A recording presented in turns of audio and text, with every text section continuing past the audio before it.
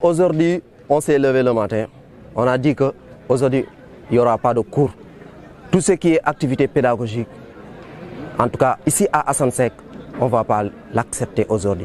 Parce que tout simplement, ça fait maintenant plus de 4 ans que nos sentiers sont là, on n'a pas de réponse par rapport à ça. On était allé voir le ministre. Ce qu'il nous a donné comme réponse, c'est quoi? C'est que les sentiers seront résiliés. Parce que, selon eux, Ziguinchor fait partie des sentiers les plus défaillants. Et aujourd'hui, depuis lors jusqu'à présent, ils ne nous ont pas dit si les sentiers sont résiliés ou pas. On ne sait pas qu'est-ce qu'il en est. On a fait les démarches administratives. On a écrit une lettre. L'interamicale a écrit une lettre qu'elle a adressée au ministre pour lui faire savoir que ici à Assane Seck, rien ne va. Les sentiers sont là, on ne sait pas quand ça va finir, ils sont en stand-by. Notre nouveau amphi qui est là, et que nous on espérait au moins, avec cet amphithéâtre et le bloc de l'ASU, on allait au moins avoir au moins un souffle. Quelque chose au moins qui nous permettrait au moins de pouvoir au moins pallier à cette situation.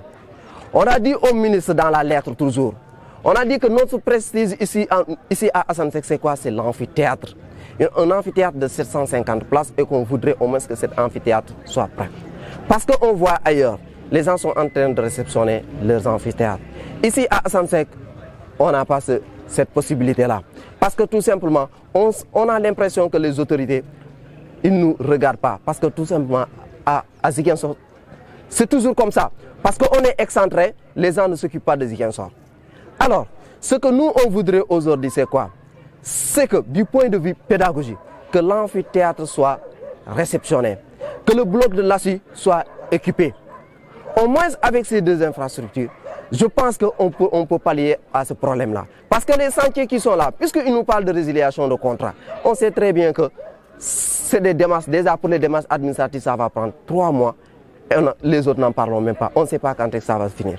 Du point de vue social, on a vu que aujourd'hui, notre restaurant qui est là, c'est un restaurant qui ne peut pas contenir des étudiants. Parce que c'est un amphithéâtre qui a une capacité de 300 à 350 places.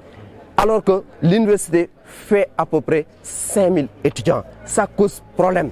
Ce qu'on a demandé, c'est quoi? C'est que le nouveau amphithéâtre qui est, le nouveau restaurant qui est là, qui jusqu'à présent tarde à finir, que les autorités au moins puissent nous donner des réponses par rapport à ça, qu'on puisse trouver des solutions. On ne demande que ça. Mais malheureusement, ils font la sourde oreille.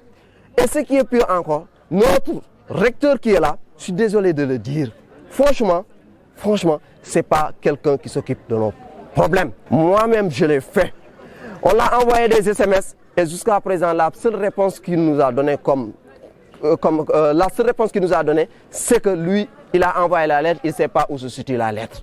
Et cela cause vraiment problème. L'ordre, c'est 72 heures renouvelables. Et on a prévu le lundi vraiment de parler encore avec nos camarades étudiants. 72 heures renouvelables parce qu'on s'est dit, dans ces 72 heures, on attend à ce qu'il y ait au moins des réactions par rapport aux autorités, qu'ils puissent au moins nous dire qu'est-ce qu'il en est par rapport à ces sentiers, qu'on puisse trouver des solutions. On ne demande que ça.